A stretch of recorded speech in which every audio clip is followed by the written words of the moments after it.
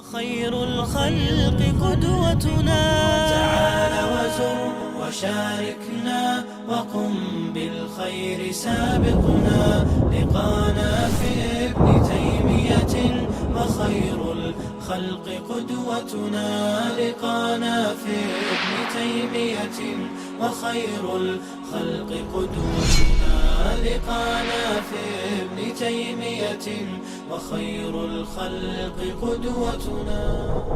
بسم الله الرحمن الرحيم. الحمد لله المحمود على كل حال، ونعوذ بالله من حال أهل الضلال، وأشهد أن لا إله إلا الله وحده لا شريك له الكبير المتعال، وأشهد أن سيدنا ونبينا محمدا عبده ورسوله صلى الله عليه وعلى آله وصحبه والتابعين ومن تبعهم بإحسان إلى يوم المآل. أما بعد.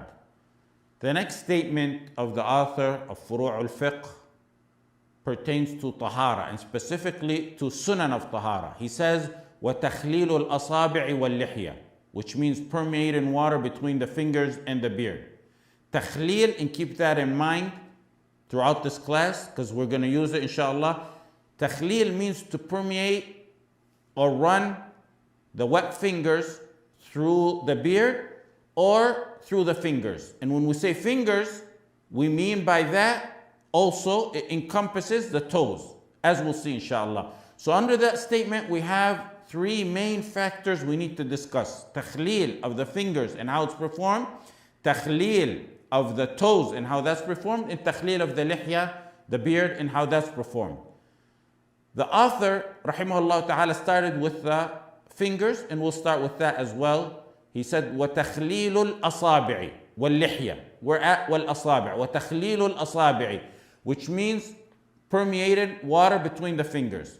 And that is a sunnah that's mentioned in numerous ahadith.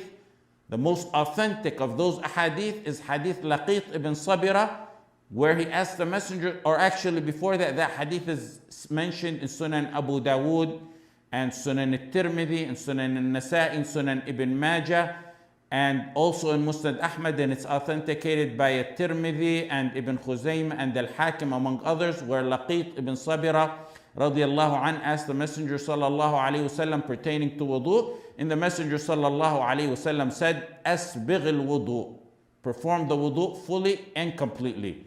وَخَلِّلْ بَيْنَ الْأَصَابِعِ, permeate the water between the fingers. وَبَالِغْ فِي الْإِسْتِنْشَاقِ إِلَّا أَن تَكُونَ صَائِمًا, and exaggerate snuffing up water unless you are fasting. Permeating water between the fingers was also related or mentioned or done by many of the Salaf, like Al-Mustawrid ibn Shaddad Al-Fihri and Ibn Abbas and Wa'il ibn Hijr and Abu Ayyub and Abu Bakr and Umar and his son and Ibn Mas'ud and Ikrimah and Al-Hasan Al-Basri radiyallahu anhum jami'a. Actually, we don't know of any of the Salaf or Tabi'een who left out the takhleel between the fingers during wudu. Some who did not narrate it within the description of the hadith that they related to us, it could have been, and it's most likely due to the fact that they did not deem it as a wajib. Keep in mind though, it becomes a wajib for someone who didn't get the water to reach in between their fingers. It's only sunnah when water reaches between the fingers, meaning you have to let the water reach in between the fingers regardless. How it's performed? Al-Hanafiyyah and Al-Shafi'iyyah and Al-Hanabila, they said it's done by interlacing the fingers with each other. And they used hadith Laqit ibn Sabira.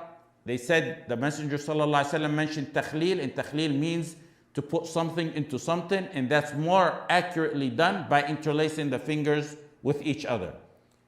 So some said interlacing the fingers with each other, and some others said it's using one finger in between the other fingers. That's pertaining to the fingers. The next one is takhleel pertaining to the toes. And on that matter, there's some hadith, like hadith Uthman radiallahu an, that's on the authority of Abu Wa'il. رَأَيْتُ عُثْمَانَ ibn Affan يتوضأ ثلاثا ثلاثا وغسل قدميه ثلاثا ثلاثا وغسل أنامله وخلل لحيته وغسل أنامله. It specifies the takhlil between the toes. There's other ahadith pertaining to the takhlil of the toes. Those ahadith are all weak that specify the toes. However, the hadith pertaining to washing in between the fingers in general, even though they don't specify the toes of the feet in specific, they're included and they fall under the general ahadith we mentioned, like the hadith of Laqit ibn Sabira. Yes, hadith Laqit ibn Sabira only mentions asabi', which means the fingers. And it's usually, generally, the hand fingers. But it also includes the toes by analogy of similarity. Not only does hadith Laqit ibn Sabira encompass by analogy the toes, but it's more certain to apply to the feet, because dirt and najasa and lack of cleanliness generally stick to feet more than they do the fingers of the hands. And they're usually neglected there. When a hand gets dirty, someone usually rushes to wash it. Unlike the foot that may accumulate dirt or have lack of cleanliness that may be disregarded or that may go unnoticed. So it's more essential to do takhlil of the toes with the water in the fingers. There's also some narrations by some of the Sahaba who did it, like Ibn Umar and Ibn Abbas radiallahu anhum. How is it performed? The overwhelming majority of the four madhahib, al-Hanafiyya, wal-Malikiyya, wal-Shafi'iyya, wal-Hanabila, they say it's using the khinsar. The khinsar is the term used for the pinky. They said you use the pinky to do takhlil between the toes because of hadith al-Mustawrid ibn Shaddad radiyallahu anh, where he said, رَأَيْتُ النَّبِيَّ صلى الله عليه وسلم إِذَا تَوَضَّأَ دَلَكَ أَصَابِعَ رِجْلَيْهِ بِخِنصَرِهِ. That hadith shows how the Messenger sallallahu alaihi wasallam did takhlil with his khinsar. Ibn Qudama mentioned that hadith and he hinted that it's weak, but he used its meaning and he said it's mustahab to rub water between the toes using the method in that hadith. And he said you start with the right foot. The right foot by sticking the pinky of the left hand between the toes, starting from the pinky toe of the right foot, in order all the way until you reach to the big toe. And then you continue with the big toe of the left foot. This is the left foot, this is the big toe. You continue with the big toe of the left foot in order until you reach the pinky of the left foot. It may be following the weak hadith, but it gets support because it's going in order from right all the way to left. And the Messenger sallallahu alaihi wasallam loved starting from right in everything, specifically purification, as we'll mention in a hadith coming up with us. And also, it's the way some ulama recommended. Some Hanabila actually said use the pinky from the bottom of the foot. And there's actually a narration in Musannaf ibn Abi Shaybah where Ibn Umar radiallahu anhuma rubbed and put his finger, all his fingers actually, in between his toes. So these are the toes. He went and put all his fingers in between them together. One thing that must be noted before I forget is that there's many ahadith on takhlil of the fingers, promising a punishment for one who does not perform that.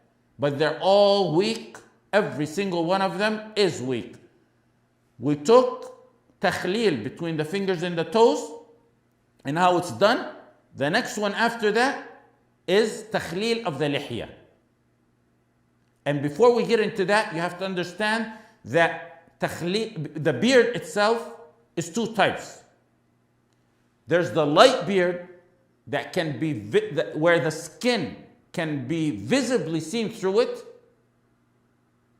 In that case, the skin must be washed through the beard. Like when they have a little bit of hair or a little bit hair, it's either first growing out initially, or some people, Allah subhanahu wa ta'ala created them like that. So takhleel through a beard like that, or wiping over that with water, is not sufficient.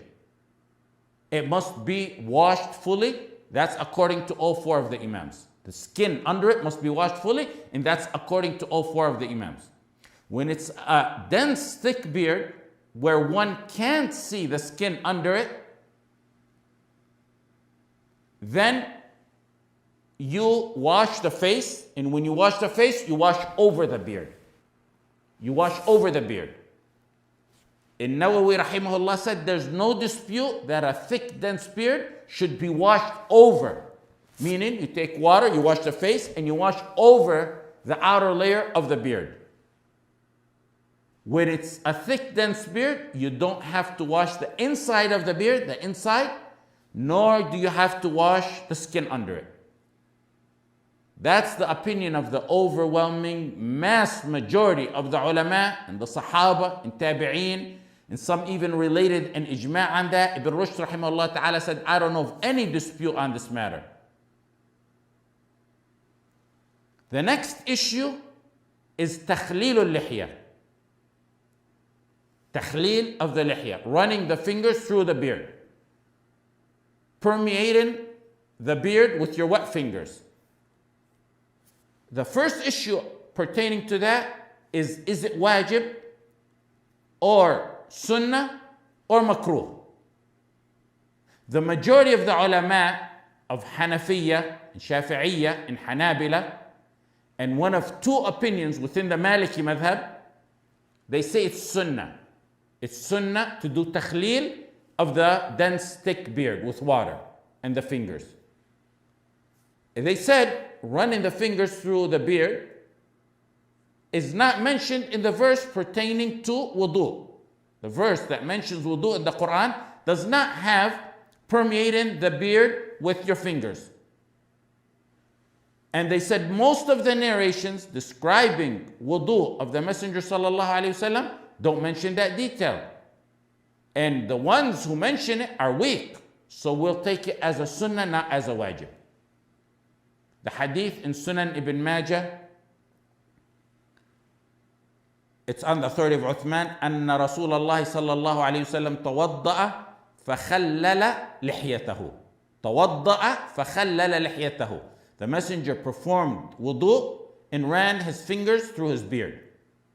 Al-Bukhari rahimahullah ta'ala قال هذا أصح حديث في الباب. Bukhari said this is the most authentic hadith in this matter. That's not authenticating it. That's merely saying it's the strongest among the weak hadith. And we went over this matter, I believe, in our series on Al-Ghuraba that we did on Al-Ghuraba. I mentioned this issue.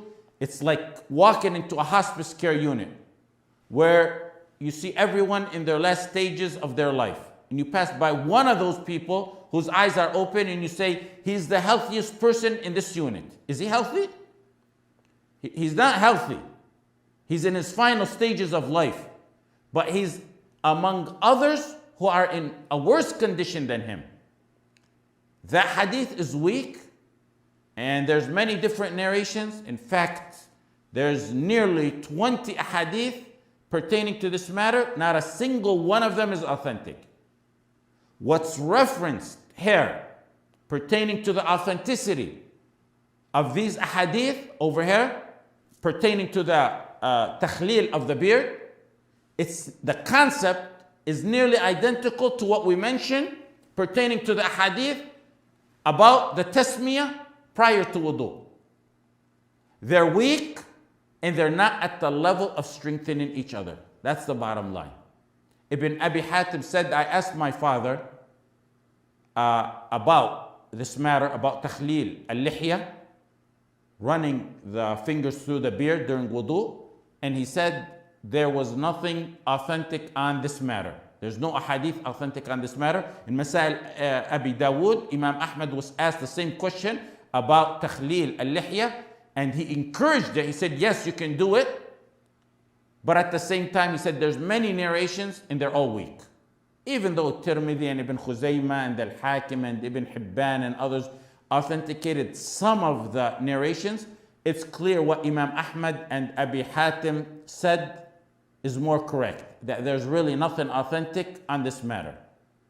So the first opinion is it's permissible or mustahab, meaning sunnah.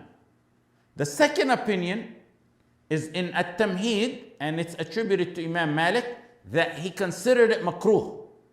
He considered takhleel al-lihya makruh, disliked.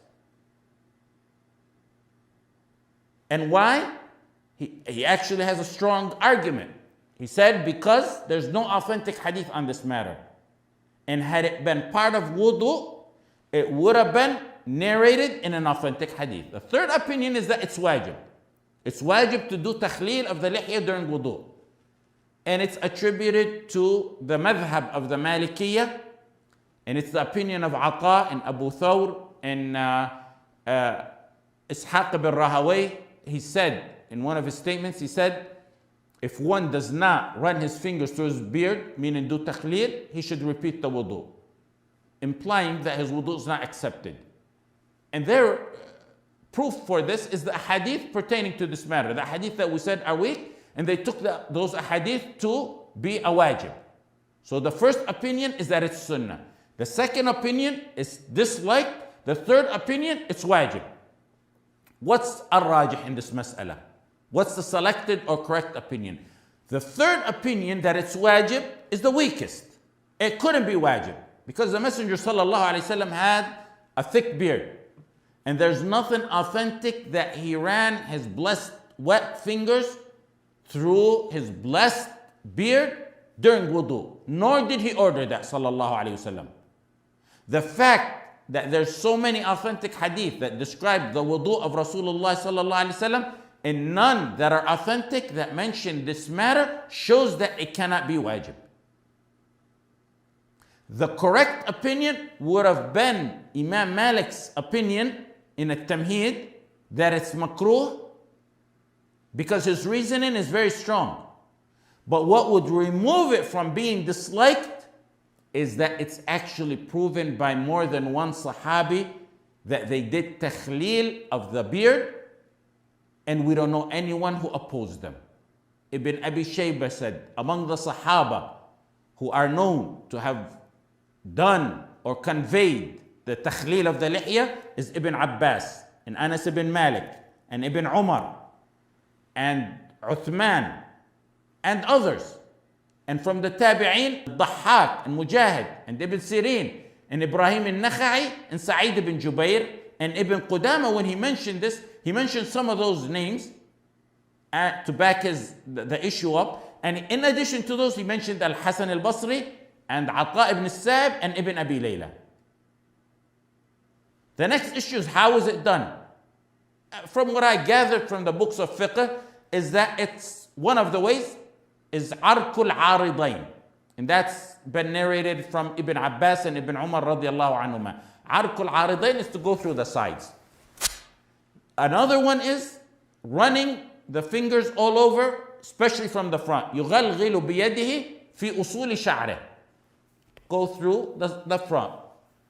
The third one is going from the back. Imam Ahmad rahimahullah ta'ala was asked, how is takhleel done? He said, from under the beard, from behind the beard, one does the takhleel. سألت الإمام أحمد عن التخليل فأراني من تحت لحيته فخلل بالأصابع. The purpose is to run the fingers within the beard and not to wash it, nor to reach the skin under the beard. Another issue, a quick issue under this matter is takhleel done when washing the face or when wiping the head? Abu al-Harith said that, asked Imam Ahmad pertaining to that issue, and he said it's up to that individual whether he wants to do it when he washes his face or when he wipes his head. The rest, in the majority of the ulama, and it's probably more correct, is that when it's washing the face, ulama usually mention this issue under the washing of the face. And there's no proof to do it when wiping the head. There's no hadith on that, nor any action by the Sahaba to back that up. Another issue, washing the beard, washing. We said washing over the thick beard when we talked about the thick beard. But washing the beard, as in washing it fully, is not a sunnah in wudu. It's not from the action of the Sahaba. There's no proof on it. In fact, it's wrong. Imam Ahmad rahimahullah ta'ala said washing the beard in wudu is not a sunnah. Some misunderstand a statement by Sa'id ibn Jubair rahimahullah ta'ala where he said, why do people wash their beards before it grows, yet when it grows, they no longer wash it?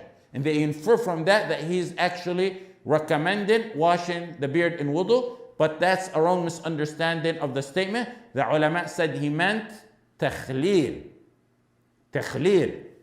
with the fingers. And he didn't mean fully washing it. And how do we know that for a fact? Because Abu Ishaq said, I saw Sa'id ibn Jubair performing wudu and he ran his fingers through the beard during his wudu. Another quick issue is that there's nothing authentic on the number of times one runs his fingers through the beard, the takhleel. There's no proof from the Messenger sallallahu alaihi wasallam, nor the Sahaba or the early Tabi'een. One time should be sufficient. Should new water be used for the takhleel? Ibn Abbas and Ibn Umar did not take new water for the takhleel. And some of the Salaf, like Al-Hasan and Nakhai, didn't think it was necessary to take new water for the takhleel. Another issue, and it doesn't pertain to the statement of the author, but the only reason I'll mention it is because the fuqaha, when they mention these topics, they put this under the sequence of these issues. And that's when one wears a ring. The overwhelming majority of the ulama of Hanafiya, Shafi'iyya, and Hanabila say it's mustahab and recommended to move the ring around, if water flows under it. Like if it's slightly loose and water flows under it. If water doesn't reach under it, then he must remove it or move it up or somehow and make sure water does reach under it. So they said it's mustahab to move it around, if water reaches under it. If water doesn't reach under it, he has to make sure water does, and they take that from the verse, وَأَيْدِيَكُمْ إِلَى الْمَرَافِقِ. One must wash his hands according to the ayah all the way up to the elbow. And if he leaves any portion, no matter how small it is, no matter where it is, he's actually not doing the wudu that Allah subhanahu wa ta'ala said in the verse, وَأَيْدِيَكُمْ إِلَى الْمَرَافِقِ. The next statement of the author is وَالْمُبَالَغَةُ فِي الْمَضْمَضَةِ وَالْإِسْتِنْشَاقِ. وَالْمُبَالَغَةُ فِي الْمَضْمَضَةِ وَالْإِسْتِنْشَاقِ. Exaggerating in rinsing the mouth and in snuffing the water. The proof on snuffing the water and exaggerating it is the hadith that we mentioned earlier, hadith Laqit ibn Sabira. وَبَالِغْ فِي الْإِسْتِنْشَاقِ إِلَّا أَن تَكُونَ صَائِمًا. And snuff up water freely unless you are fasting. There's no proof on exaggerating rinsing the mouth, the madmada. But the ulama use qiyas, which is analogy of similarity, not the qiyas of illah. Rinsing the mouth and snuffing in the water is from the right hand. And it's inferred to be from the right hand from the hadith of Abdullah ibn Zayd describing the wudu of Rasulullah sallallahu alaihi wasallam. It's not direct, but it's inferred from it. ثم مضمض واستنشق من كفة واحدة ففعل ذلك ثلاثة. The sunnah is also to do it before the face. Rinsing and snuffing in the water is sunnah done before the face. It's the sunnah of the Messenger sallallahu alaihi wasallam and the Sahaba. And Nawawi rahimahullah ta'ala said there's ijma' that the sunnah is to do the rinsing of the mouth before the snuffing, before the istinshaq. Shafi'i, rahimahullah ta'ala, said that is a wajib. It must be done like that. Rinse in the mouth before snuffing in the water. The majority of the ulama, and possibly what's correct, is that it's sunnah. It's taken as a sunnah rather than as a wajib. Why? They considered it as one part, so it's a sunnah if you change the order in it. It's better to do the rinsing of the mouth first, then snuff it, but they said it's sunnah if you go, it's only a sunnah, not a wajib. Exaggerated rinsing the mouth, al-madmada, is defined as putting enough water in the mouth, moving it all around the mouth, left and right and up and down, and then spitting it out. Sometimes you see people using their finger, and they possibly think that's exaggerated in cleaning. But there's no proof on using the finger when rinsing the mouth, when doing a madmada, or the nose for that matter. There's no hadith on that. There's nothing authentic from the Sahaba radiallahu anhum ajma'in. There is a narration that Uthman radiallahu anhu used to put his finger in his mouth when he did the madmada and clean it, but it's not an authentic one. The factors of exaggerating the madmada are three. It's إدخال الماء في الفم, putting the water in the mouth, تحريكه, moving it about, and then the third factor is مجه, which means to spit it out. Doing the three means you fulfilled exaggerating the madmada, the rinsing. That's sufficient for the sunnah of exaggerating rinsing the mouth for wudu. That's if you do all three. Doing two of those will be acceptable for a wudu, but not sufficient enough for the sunnah of exaggerating the madmada. Meaning, if someone puts water in his mouth and then spits it out, majjo, that would be sufficient for wudu. He didn't do all three, he just did those two. He didn't, the one he left out is moving the water in the mouth. He did those two, that's sufficient for wudu, but it's not sufficient for al-mubalagha in the wudu, in the madmada. So also, if one puts water in the mouth and moves it and then swallows it, it's acceptable because that's considered madmada in lisan al-Arab, that's considered madmada and it's acceptable. If one puts water but does not move it about and swallows it, that's not called madmada. That's not rinsing the mouth. It's called swallowing. That's not sufficient for wudu. An important note about madmada is that exaggerating does not mean that it needs to hit the back or the top of the throat. It doesn't mean one needs to gargle. That's not part of exaggerating the madmada. As we said, it's putting the water in the mouth, إدخال الماء في الفم, تحريكه, moving it about, and then spitting it out. That's sufficient and considered exaggerating in madmada.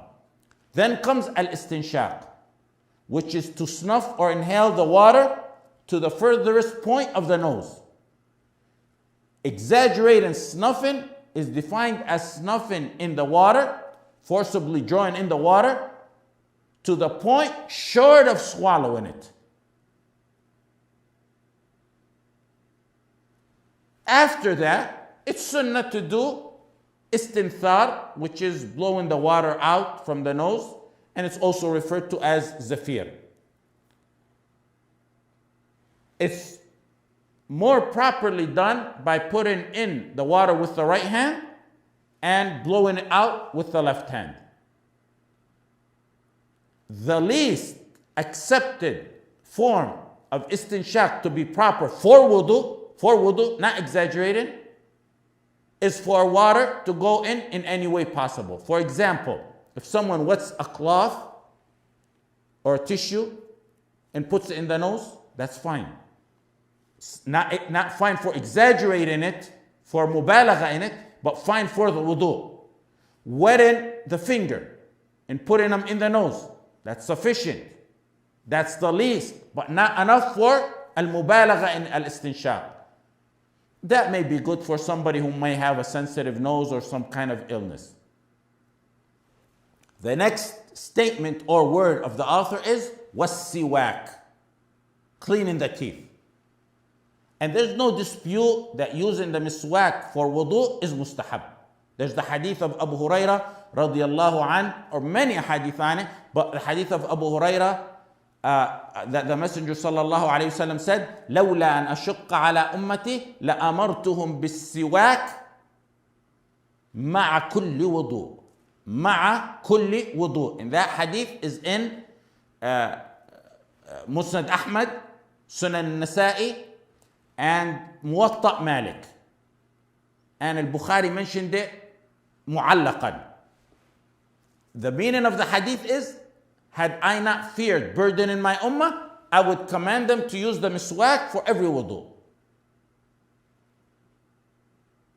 There's also a hadith in Sahih Muslim related by Ibn Abbas radiyallahu anhuma, فَتَسَوَّكَ وَتَوَضَّأَ ثُمَّ قَامَ فَصَلَّى, pertaining to the Messenger sallallahu alaihi wasallam. They used the miswak, then performed the wudu, and then he got up and offered the salah. When is it? When is the timing of the miswak? As to the precise timing one uses the miswak for wudu, there's no clear direct proof on that.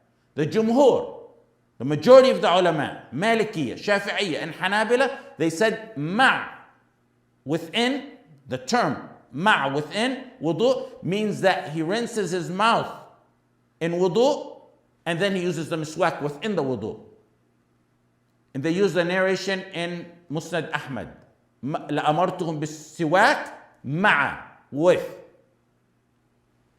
They said with wudu means during wudu. Ma'al wudu, they said with wudu, which means during wudu.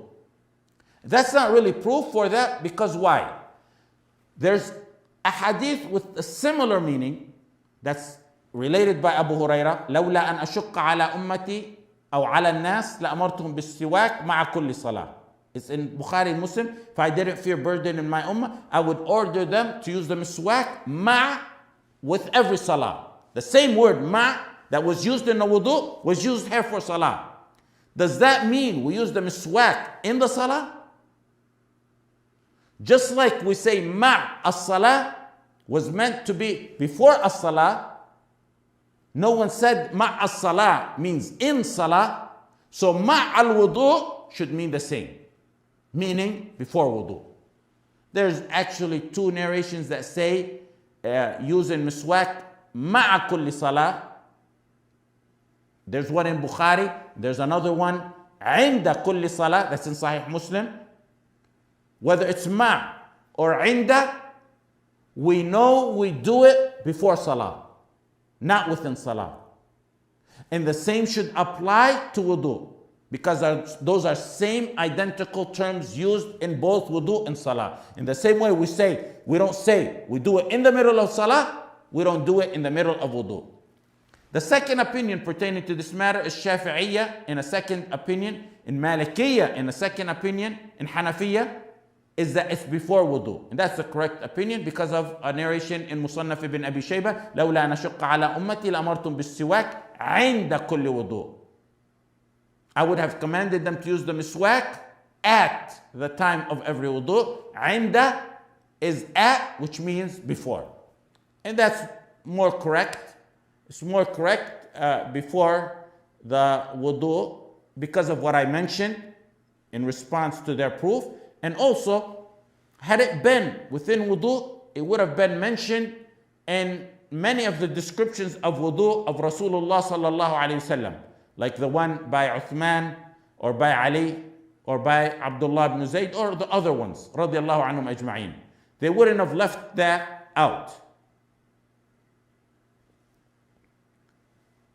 Also, to back that up that it's before wudu, is that there's a narration on the authority of Ali ibn Abi Talib in Musannaf ibn Abi Shaybah that a person should use the miswak, then begin wudu in the clear order like that. And that adds strength to using the miswak before the wudu. Another issue is that using the miswak in wudu causes one to somewhat break the sequence of the wudu. And that's something the Sahaba would have narrated to us. And they did it. And you keep in mind that the miswak is for the teeth, for the gums, and for the tongue. So if the person lost his teeth, he still uses the miswak as a sunnah on his gums and his tongue to fulfill the sunnah. The author then went on to say, what tayamun. That'll be the final point for today, inshallah. Meaning starting washing your parts from the right side. And it's ijma' to start with the right side. That ijma' is related by An-Nawawi and Ibn Abd al-Barr and Al-Baji and other ulama. Ibn Qudam also related that ijma', meaning the ijma' of being a sunnah to start with the right body parts. And of course, what we mean by that, it's when there's two body parts, like the hands and the legs. In addition to the ijma', there's a hadith of Ibn Abbas in Sahih al-Bukhari that Ibn Abbas radiallahu anhuma performed wudu and started with his right hand, and then after he finished his hands, he started with his right foot when he reached his feet, and then after he completed his entire wudu, starting with the right hand and the right foot when he reached those parts, he said after that, this is how I saw the Messenger sallallahu alayhi wasallam make wudu. And there's also hadith Aisha radiallahu anha in Sahih al-Bukhari on that matter, where the Messenger sallallahu alayhi wasallam used to like to start from the right side when wearing shoes, when combing his hair, and when cleaning, when washing, or purifying himself, and doing everything else. كان النبي صلى الله عليه وسلم يعجبه التيمن في تنعله وترجله وطهوره وفي شأنه كله. And with that, we'll stop here. After this, the next statement after this, the author will begin with واجبات الوضوء. جزاكم الله خير وصلى الله على سيدنا محمد وعلى آله وصحبه وسلم.